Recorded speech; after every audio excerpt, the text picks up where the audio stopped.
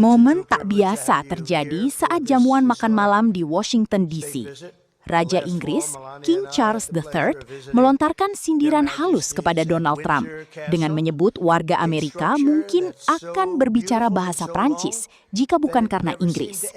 Pernyataan ini langsung memicu tawa hadirin dan menjadi sorotan di tengah upaya diplomasi lunak Inggris memperbaiki hubungan politik yang sempat memanas. William the Conqueror in the year 1070, and I asked the king, I said, was he a nice man, William the Conqueror? He said, I tend to doubt it. I don't think so. When they call you William the Conqueror, generally speaking, you're not going to be too nice, but he must have been something because it was nothing like I've ever seen Windsor Castle. But tonight in return, we are really doing something that's very special, preparing to celebrate the 250th anniversary of our Declaration of Independence, a big time in our country, very big time. And we're doing a little Middle East work right now, two of you might know, and we're doing very well. We have militarily defeated that particular opponent, and we're never going to let that opponent ever, Charles agrees with me, even more than I do, we're never going to let that opponent have a nuclear weapon. They know that, and they've known it right now very powerfully. But our countries have stood together, defiant and triumphant against the forces of communism, fascism, and tyranny. Together we have expanded the reaches of human knowledge and endeavored always to make this world safer, more prosperous, more just, and more free. Ours is a treasured friendship, an eternal bond, and a true story of extraordinary heroism and skill. A lot of skill, tremendous skill. History has known no more powerful force than the combination of American patriotism and British pride.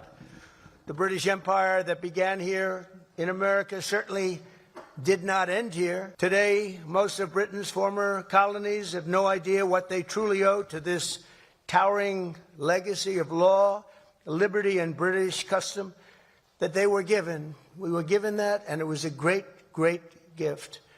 Tonight, on the eve of our 250th year of cherished independence, we turn to the sovereign embodiment of our British heritage and say sincerely thank you to our friends, the United Kingdom, for the richest inheritance that any nation has ever given to another. May our two countries stand together forever for liberty, for justice, and for the glory of God. Ladies and gentlemen, I offer a toast to 250 years of American freedom, and very importantly, to a great man, His Majesty, King Charles III. Thank you very much. May I also just start by paying tribute to your own courage and steadfastness, as well as to your security services, for their swift actions on Saturday evening in preventing further injury. My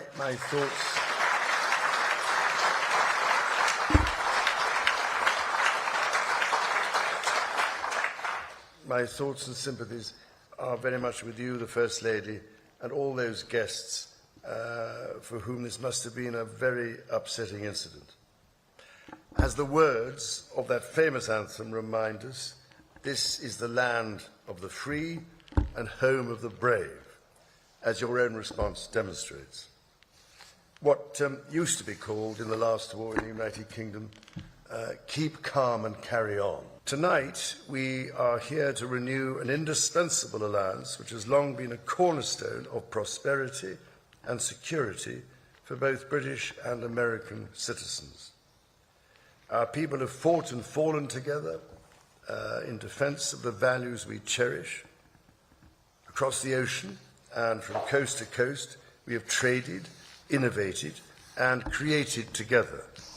We've stood together through the best and worst of times. However, the challenges we now face, from those who wish us harm across the world to balancing the risks and opportunities of powerful new technologies, to the threats to the very international rules that have allowed us to trade and have kept power in balance for 80 years, those challenges encourage us to reaffirm tonight the basis on which our partnership has been built. And yes, we have had our moments of difficulty, even in more recent history. So tonight, Mr. President, I am delighted to present to you, as a personal gift, the original bell which hung on the conning tower of your valiant namesake. May it stand as a testimony to our nation's shared history and shining future. And should you ever need to get hold of us, or just give us a ring.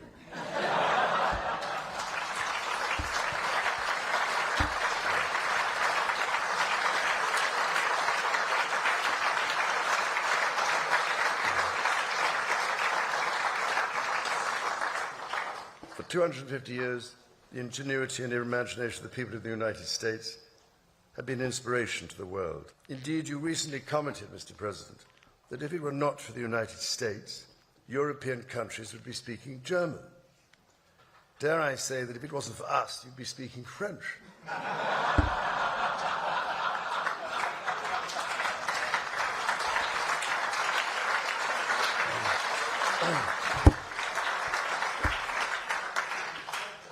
Of course, we both love our French cousins greatly, and we three estates are not only bound by our shared values, but by a profound belief that together we are more than the sum of our parts. Now, I know you have big plans for the moon, Mr. President,